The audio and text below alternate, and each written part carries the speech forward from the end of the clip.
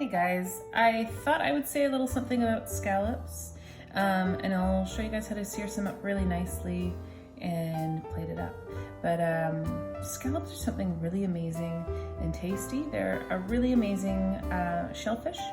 They come in those clam shells that the ones that look like movies, like what Ariel was wearing as the only article of clothing that Ariel the mermaid wears.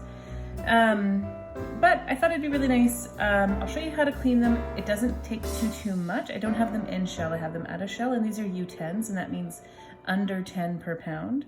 So pretty simple. You get a bag of scallops, you thaw them in the fridge, and then once they're thawed, you're able to use them. However, there is still a muscle on the side of the scallop.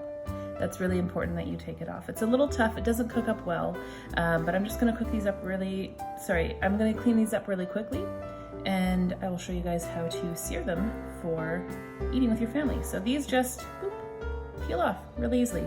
So this I would put aside. If I was someone who worked with a lot of fish, I would save it for maybe a fish stock, but otherwise there's not much use to them. I'll just clean these all up, and then I will sear some scallops for you. That one looks good.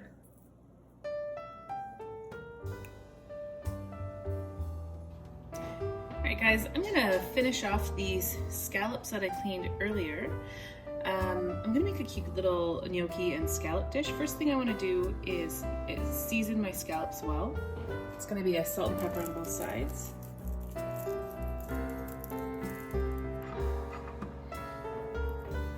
If you look at a scallop closely, you'll see that there's a very clear direction in which the muscle fibers move. So the top of your scallop is going to be where all of the fibers come together. So in cooking terms, it would be the top if we were to cut it, we'd cut it against the grain. So the top and the bottom would be where the grain meets, and then lengthwise would be where the grain flows. So we don't want to sear it on the lengthwise, we want to sear it on the top and the bottom, so that's where the grain meets, and that's where we'll put it together. So first I'm going to sear up my gnocchi, then I'm going to add my scallops directly to my gnocchi pan. So I aim to get a brown butter before I add any ingredients at all to this pan.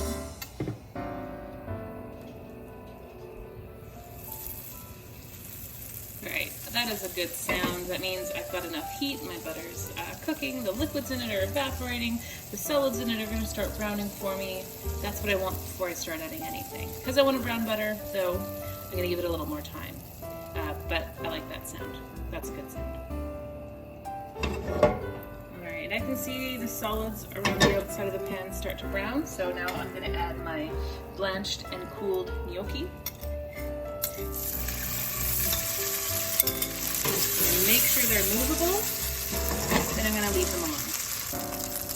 Alright, I'll just check one real quick, see if I'm getting some color.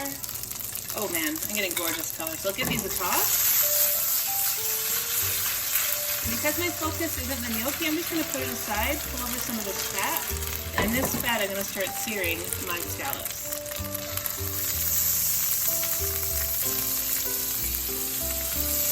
Alright, just like the gnocchi, I'm going to leave it alone. I want to get a really nice firm crust on both the top and the bottom. So the less I move it, the better chance I get. It helps that I'm using a brown butter because the butter will already aid in caramelization. While I wait, I'm just going to flip over some of my gnocchi so I get two sides brown.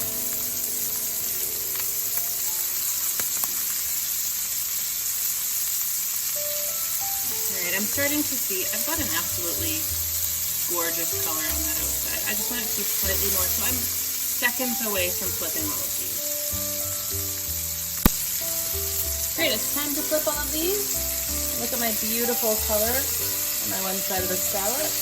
Oh, they're gorgeous. I have it in a nice wide pan on purpose. If I had it in a really tight pan where it's super crowded, I have a chance of getting all of the juices from the scallops to spill out, and then my scallops tend to steam. And when they steam rather than sear, you get a weird kind of gray color, and you actually want this really beautiful caramel color on them. So these are going exactly as expected. I'm going to go for a few more seconds. Then I'm going to turn it off and let them rest in the pan. Resting in the pan is going to make sure that I've got a nice medium texture on the inside of my scallop, rather than a well done or an undercooked I want them to be cooked around medium. I would settle for medium well if someone was serving it for me, but well done. All of those large fibers of the mussel tend to get really, really woody, and it's not as nice to eat as a medium done scallop is. I'm going to turn this off now. I'm going to get ready to plate. So to plate my gnocchi and my scallops, I'm going to take 3 to 4 scallops. They're really quite an extravagant and rich food. You don't really need too many per person. Yeah, I'm going to do 3, I think. 3 scallops. My gnocchi will go right here.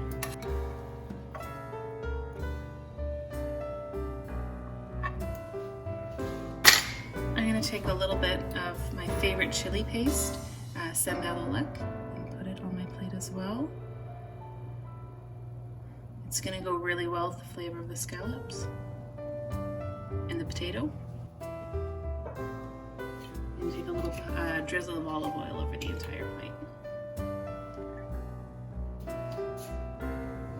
Alright, so here are my seared scallops, and I've used that with my potato gnocchi that I made at another time.